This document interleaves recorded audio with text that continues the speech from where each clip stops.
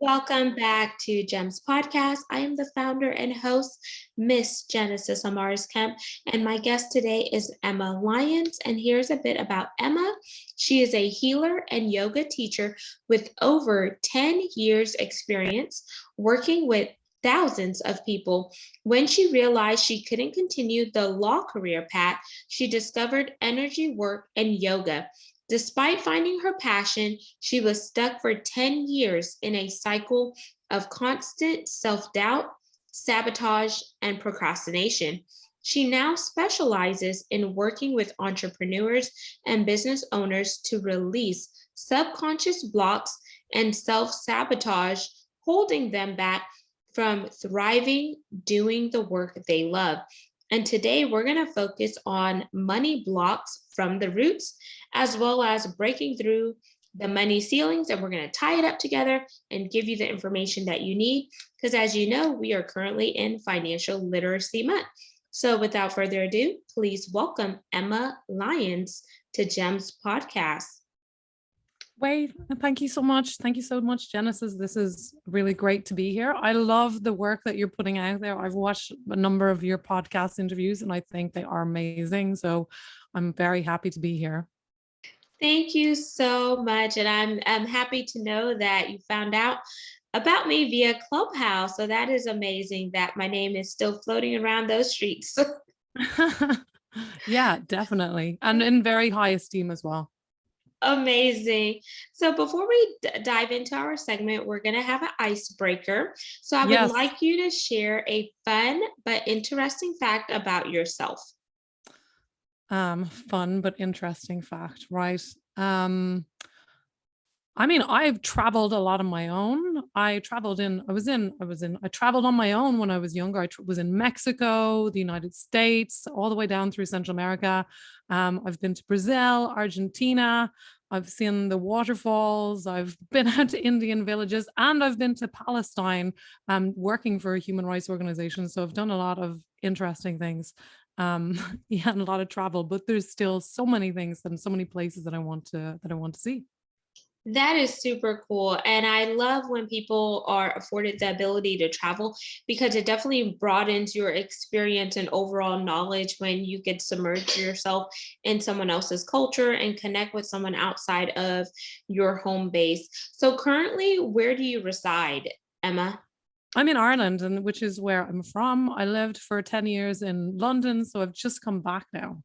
So I've lived in several different countries and 10 years in London, and now I'm in the middle of the countryside in Ireland. So it's a bit of an adjustment, but all good. That is amazing. So can you teach me how to say good morning in your native tongue? Oh, well, English is my native tongue, but in Irish there is a language that we all learn, and people do speak it around here where I'm from.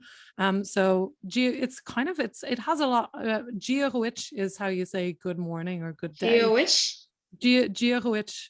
Jewish. So Giahuich, that's right. Yeah, and it means God be with you, because it's the church was really big here, Catholicism. So God is kind of integrated in the language. God is with you, or God be with you.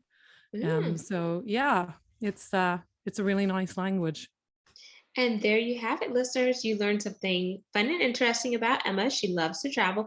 And then we also learned how to say something in an Irish dialect, which is good morning. So now let's jump into our topic, money blocks from the roots and really breaking those money ceilings. So before we dive in, I always like to give the definitions just so we can lay the foundation. And if our foundation is laid appropriately, then we know our house is going to be able to withstand. So, what do you mean when you say money blocks? Is it mental?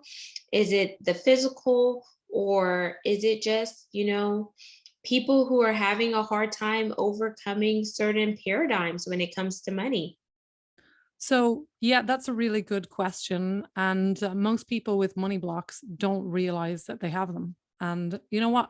everyone has money blocks. I don't care how wealthy you are, how much money you're breaking in. We all, because we're brought up with very dysfunctional ideas about money, because our parents, most of our parents, they had very strange ideas that were in turn passed on to them about money. So money blocks are basically ideas that we have about ourselves, our worth, and about money, what money is, what it means, that basically push it away from us. Like we're saying, oh, I want money, I want to be rich. But on the other hand, we have all this stuff that says, I don't know, people that have money are greedy and bad, and you shouldn't have too much money. And then you're all jealous of people who have lots of money. Like imagine if you're in a relationship with someone and you have that vibe going on.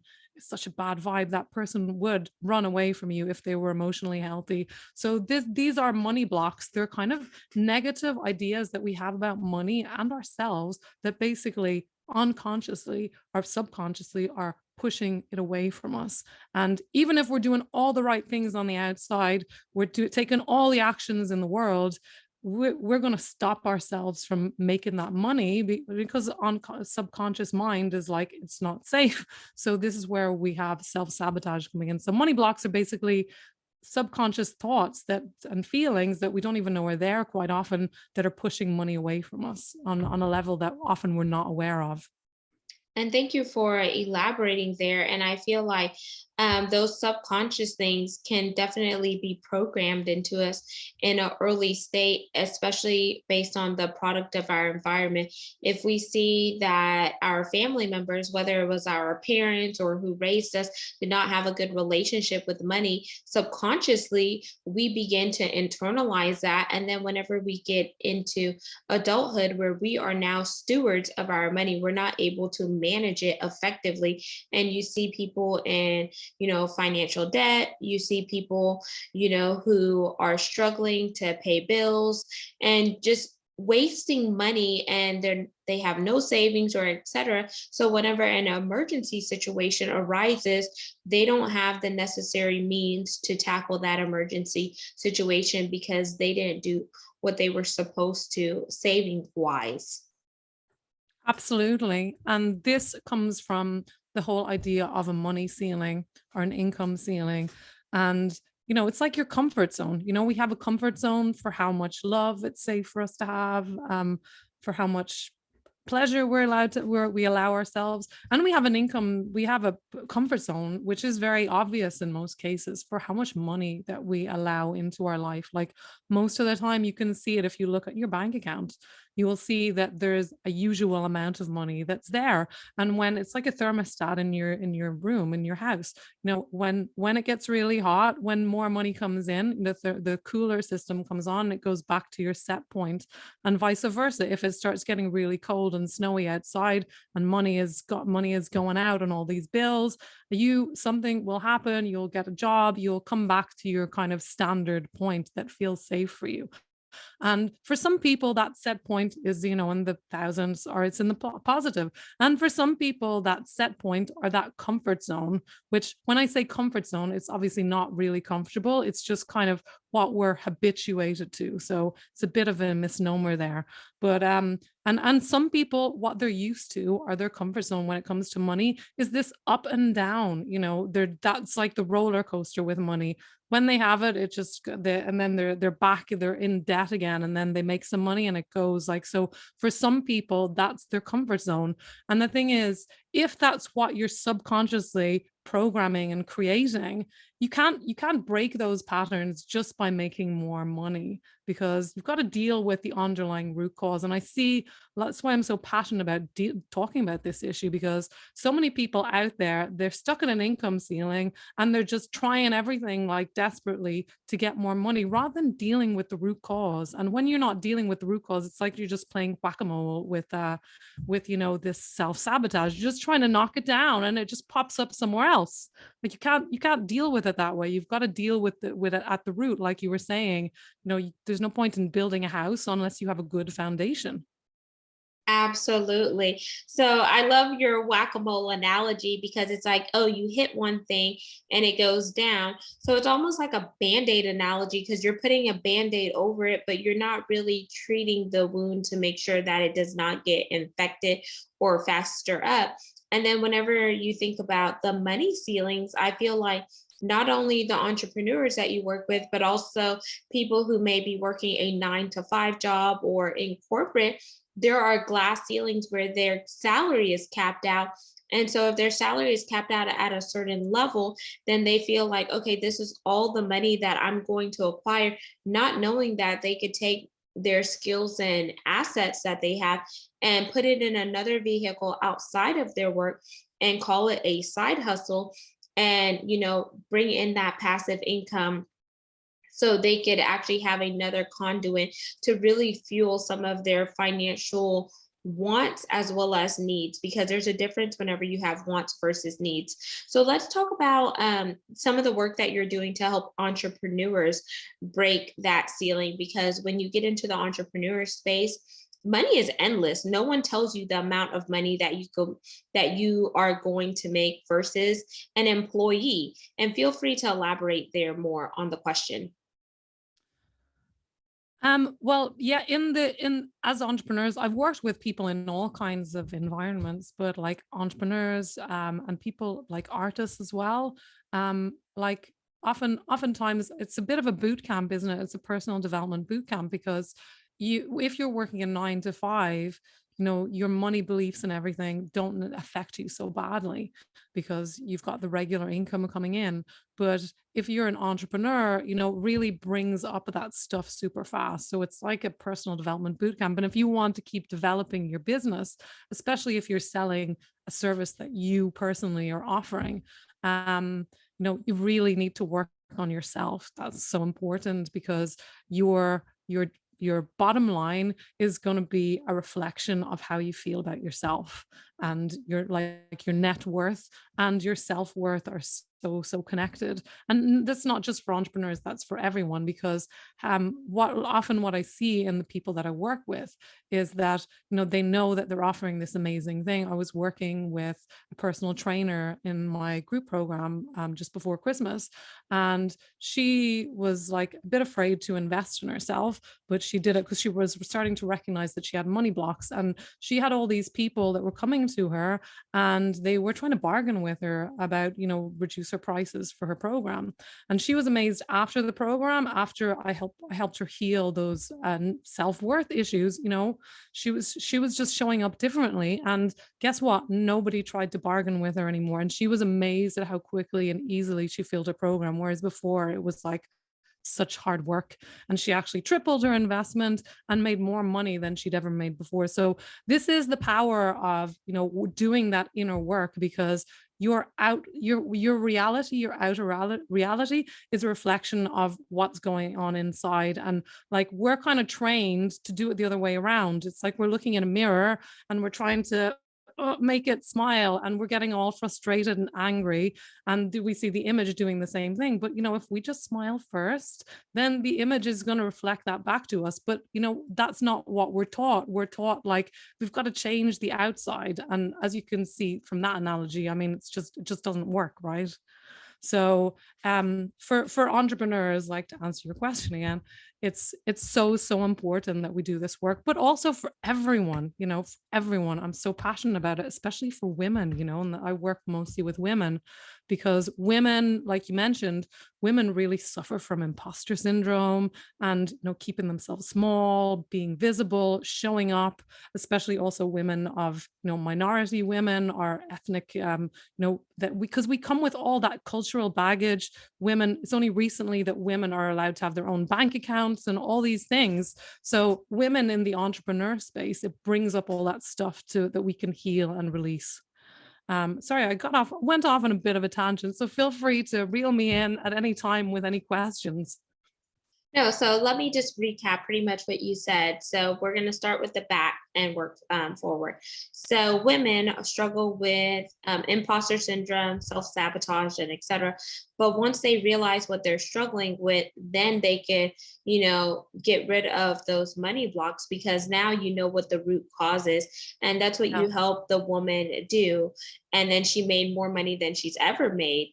And then whenever you think about the glass ceilings for entrepreneurs, even though the money is not coming steady in comparison to someone who is working a full-time job where they know, okay, I'm going to get paid every 2 weeks or every month or whatever their pay structure is, you're teaching them, okay, this is how you need to steward the money that you have. And this is also what you need to do to not inquire, to acquire more money coming in. And then that is helping you complement those money ceilings, correct? Well, I don't really deal so much with the strategy of how to make money. Mhm. What I do is I help people with the inner side of money because the inner game is so important. Like I mentioned, it's not what we're taught. We're taught that we need to go out and do in order to create money. But if you look at the richest people in the world, like they're the ones who like the people who work the hardest are the ones who clean the toilets and scrub the pavements and all that stuff. Like so the people who are making a lot of money, they're not working harder per se, but we have this idea that we got to work hard, and that's like a real belief that I see with everyone. You got to work hard for money, and the thing is, if you believe that you've got to work hard for money to make money, that's what you're going to see. That's how you're going to experience your reality. So it's about changing those beliefs, like, and what the way that I work is go back to where you took it on. So a lot of people, they took on these beliefs when they were children, like they were told that, you've got to work, or this was what was imprinted on them by their parents, that you got to work hard for money. And as a child, you just take it all in, and then you live that out in your life. And this is what happens. You see it with people in relationships when they keep dating the same person again and again with a different face. And it's the same there. You've got to deal with why they're doing it. What is the underlying trauma or belief or identity thing that's causing that to play out continuously? Because other until you deal with that, it's going to keep happening. Okay. And then whenever I hear you say that, even though you work on the inner work, I do think part of strategy comes from inner work because once you're Yes, doing the inner work, that is actually going to help somebody strategize because they're going definitely. inwardly. So even though you don't necessarily help them work on the strategy on how to acquire money, I would agree to disagree there because in order to really materialize what they worked on internally, you have to have some type of strategy to fix the inward components of how they That's think. That's such a good point, because part of when I work with people one to one or in the group, what I do afterwards is I help them get an aligned strategy. So after we do the work, help them clear some of these blocks that have been there, suddenly all these ideas come in for what the next step for them to do is. And it can be things that they wouldn't have thought of before. I was working with an artist recently, and after our very first session, we both got the download that he needed to make a phone call to a woman, and he was like, yeah, I know exactly who that is. And he was scared, and I helped him release some of that fear, and then he had to go and actually take that action. And from making that phone call, he sold one of his art piece for thousands of dollars. And also, he's got an exhibition coming up, so who knows what else could come with that. So you're absolutely right. The action is it's so important, because I see a lot of kind of spiritual people, doing all this work on themselves, and it can become a real trap, because you've got to heal yourself and all that stuff and release all this stuff, and then you've got to act from that new place. Otherwise, your life isn't going to change. So that's a really good point for sure, Genesis. Action is so important and critical, but we've got to take aligned action rather than just kind of grabbing things desperately. It's got to be the action that's right for us where we are now. Absolutely. So that's the intentionality piece of it with the actions. Like, not only are you going to say something, but you're going to follow through with those actions, and those actions need to be aligned with your thought process and the words that you say. And then let's walk through an example of what it would look like to work with you and Emma. So we could role play here because I definitely want to put the context out for the listeners and the viewers. So if they're interested in working with you, they could kind of get a glimpse of the work that you do. So I let's pretend that I'm one of your clients, and then I'm coming to you so you can help me overcome what that money block or those ceilings, breaking them. All right. Well, in that case, I would ask you, about the feelings that are coming up. I mean, do you have a particular issue that you'd like to talk about? Because I mean, we could work on something right now if you're open to it. Um, Not a particular issue. Okay. So, like, as I work with in 5 or 10 minutes, we can have like a big breakthrough. But so in those situations, what I Oh, do is I wait, get them hold to. on one second. Well, maybe we could talk about, obtaining sponsorships for the podcast. I think that would be practical because people may want to obtain partners for their business. So we can make it practical there if that Okay, works. amazing. So, like, what comes up with it for you when you think about getting new sponsors and becoming really big and becoming really well known and getting big companies behind you on this platform? So one thing that comes up is making sure that I am adding value to that business, but they're Yeah. also getting value in return. So it is a win-win situation for us to even work Yeah. together. And do you have any anxiety that wouldn't be a win-win situation? What's coming up for you there? Not really any anxiety because I feel myself, I'm a bit intuitive, so I'm very spiritual and determined whenever I look at the businesses that I target. So is there anything getting in the way? Like, what about when it comes to dealing with those people, facing those people and talking to them? I think one thing that could get in the way is, maybe a paradigm. What if they say no? And I Okay. just have to learn to condition myself to And remember that no could be a new right. opening or a next opportunity. So if I change the way that I perceive it, then it lessens the anxiety. Okay, but let's just go for 1 second. And Okay. what's the worst thing if they say no? What would be the worst thing about that? Oh, it's just not a good fit, or I just don't Okay. get the money that I need to buy maybe more podcast equipment.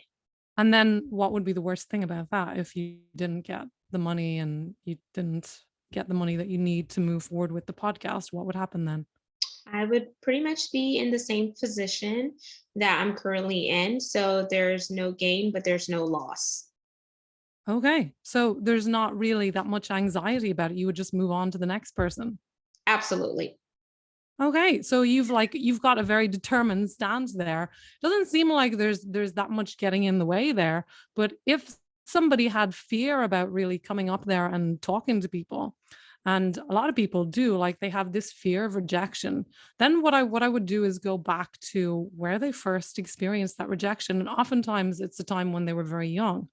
Um, so like when they were even like 2 or 3, sometimes like that age will come up, and then we work with the child part, that's carrying that fear of rejection. And often it's about being visible. Being more visible is very scary, because we carry there's a lot of stuff. I remember when I started doing this kind of woo woo stuff. um I was actually terrified of putting myself out there. What will my parents think? What will my friends think? And I wasn't able to show up authentically as a result of that. So that can be something that gets in the way. Like if people are afraid of rejection, they're not. It's like just like in a relationship, you can't show up authentically. So it's about releasing that block. And I'll tell you that letting go of these blocks is so much easier than holding on to them, because people think, it's such a traumatic process and it's going to be painful and you have to cry to the moon and all this stuff. And that's just absolutely not true. Like this happens in a second. Like I mentioned, I've worked with people on Clubhouse in 5 or 10 minutes, and things can really shift. Actually, someone contacted me on Instagram a couple of weeks ago, and I worked with her for like 5 or 10 minutes over a year ago. And she came and she had like a block around asking for the sale because she's like an ADHD coach, and she was afraid that she would be out of integrity. And we just worked on that, released that resistance, released that fear. And then, suddenly she woke up the next day, she felt lighter. She wasn't expecting this. And since then, she's been like rocking it with her sales because she doesn't have that anxiety that's running her business anymore. Because when you're running on fear, it's not good. It doesn't take you to happy places, and it doesn't take your business to happy places. Like fear takes you to the dark side, just like Star Wars say, just like Yoda says. It does take you to the dark side. But like we live in a world where that is like a huge thing that's pushed out to us. Like so many things are very fear based, and most people are operating from fear rather than most people are trying to avoid the pain rather than move towards what they want. They're just so, and if you're just living life like that, you are not really living, because you're not moving towards what you really want to create. You're never going to create what you want. And basically you're condemning yourself to not being really fulfilled, to being less than you can be. And I believe if you're living a life where you are live and your soul knows inside, I could be doing so much more, you can never really truly be happy. Yes, thank you so much for adding that value there, Emma, because that is so true. If you begin to shut out a part of you, then you're not really encompassing yourself as a whole, because you're not tapping into all the areas and the greatness that you bring to the table.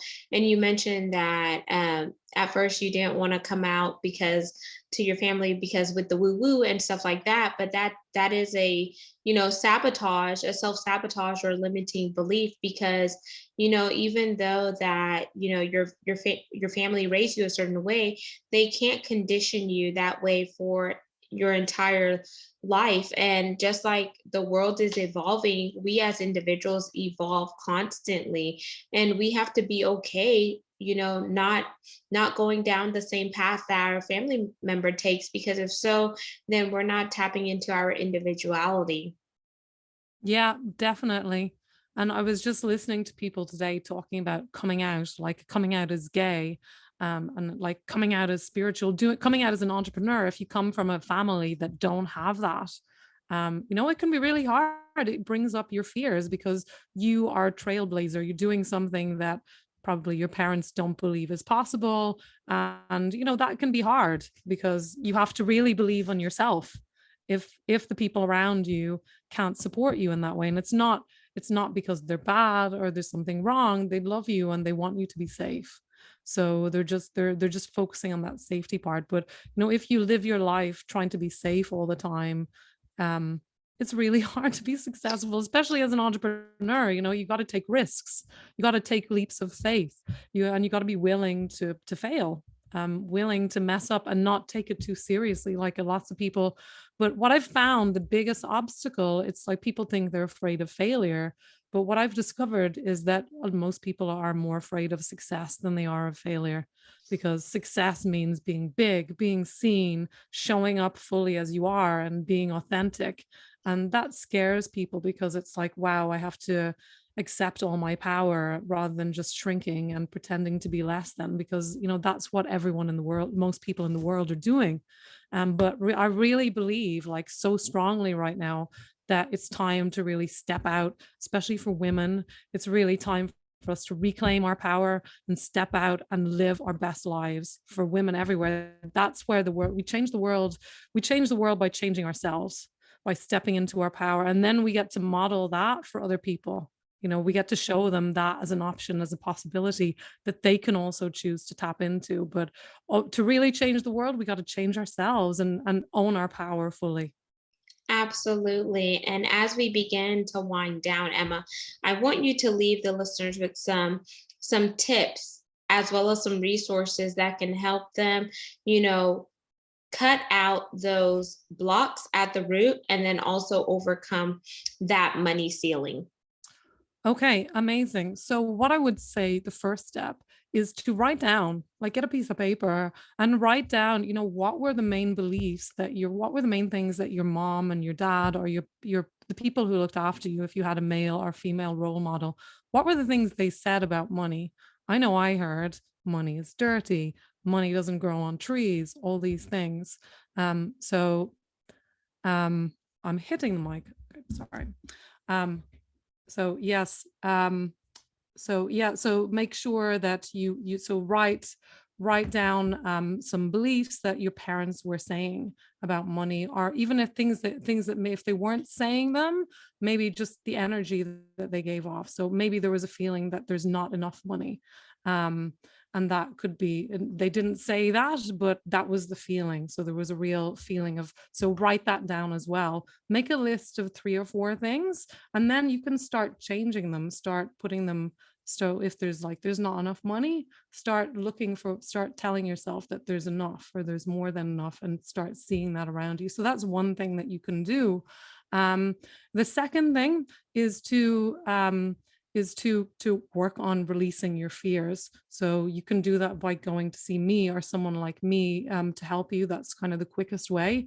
Or just really look into them, because there's a 3-step process. Really, you got to recognize those beliefs that you have, and then you get to release them, and then you get to rewrite who you are. So recognize, which is what we talked about before, then you get to release them and change them. So change those beliefs, and then you get to rewrite your story about who you are. Because if you believe that I'm poor, I don't have enough, then that's going to be your situation. So it's about totally changing that story and changing who you are as an identity. Perfect. Thank you so much for sharing those resources. So, one is practical, where you're actually going to take the time to write down what those limiting beliefs are and then look at ways to overcome it. So, write down what you heard your family say, or what you saw, or what is causing you to feel a certain way, and then tap into that and then look for ways to get over it. And then start seeing yourself with money, like changing that negative self-talk and having that positive self-talk. So outside of that, Emma, what is your call to action for this segment? If they don't remember anything else that we talked about regarding money blocks and killing it at its root and overcoming those money ceilings, what would you like them to gravitate? Well, I would say, there's nothing to be ashamed of about having money blocks, because everyone has them. Even Bill Gates has money blocks. He has them on a different level, but we've all got them, because we're unlimited really, but we limit ourselves. So the first thing is, don't be ashamed, and recognize also that, letting go of them, like I mentioned earlier, is so much easier than carrying it around. So think about carrying around a ton weight, and you've been carrying that around your whole life. When you let go of it, there's so much relief there. It feels so much better. And it's not hard to put it down. You just put it on the ground. You don't need to go through this whole process or talk about it for 10 years. You just need to put it down. And that's really easy. So if you want more than help, more help with this, reach out to me or someone else to deal with this stuff, because it's really quick and easy to release it, and you owe it to yourself. And you know what? You owe it to the world, because it's time for you to shine. Amazing. And now for the connection part. How can they connect with you, Emma, via your website? And where do you primarily hang out on social media? Well, yes, my website is experiencetrueself.com. So you can reach me there. And I have a free resource there. You can get a free healing audio, which is how to become a money magnet. And I'm going to have the link here as well. And also, I hang out a lot on Clubhouse. So I do lots of rooms on Clubhouse. So that's Emma Lyons on Clubhouse. And on Instagram as well, I am Emma S. Lyons. So basically my name, and I'm also on Facebook. So you can find me in all of those places, but I'm really active on Instagram and also Clubhouse. Those would probably be the best places to reach me on social media. And there you have it, listeners and viewers of GEMS Podcast. Once again, I am the founder and host, Miss Genesis Amaris Kemp. All of Emma Lyons' contact information will be in the show notes. So read and connect with her if what she said resonates with you. And I think that we all could use help when it comes to being a steward of our money and getting to the next level that we desire. So don't forget to subscribe and share this segment. We are on 40 plus platforms. Also follow us on YouTube at Gems with Genesis Amaris Kemp for all things video content. And we are in a need for brand sponsors. So you can have your brand, your product and services heard right here, where we are currently ranked in the top 3% globally out of 2.8 million podcasts per www.listennotes.com. So head on over to my website, which is Genesis Amaris Kemp, to find out more information regarding that.